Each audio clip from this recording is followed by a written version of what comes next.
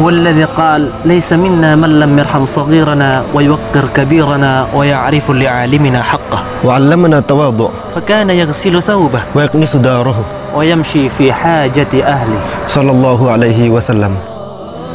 وهو القائد الذي كان يحكم نصف العالم، ورغم ذلك كله كان يحب المساكين ويقربهم.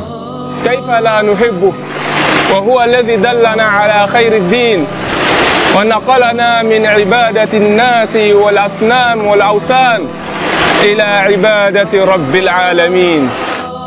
إن حب العالم لمحمد عليه الصلاة والسلام هو انعكاس للحب الذي زرعه في قلوب العالم.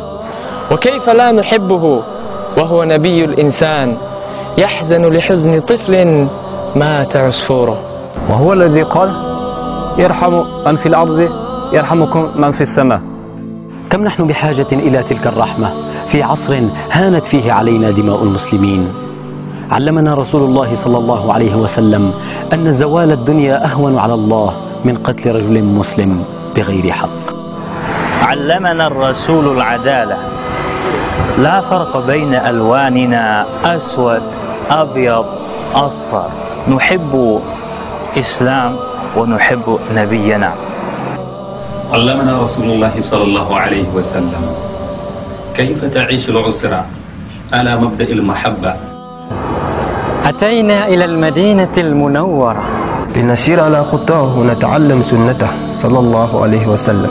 عرفنا في محبته صلى الله عليه وسلم السعادة، ونريد أن ننقلها إليكم. نحبك يا رسول الله ونفديك بأرواحنا.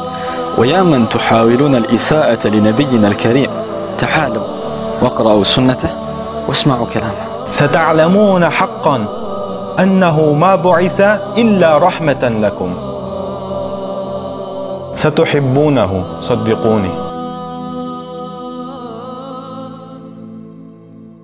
نحبك يا رسول الله.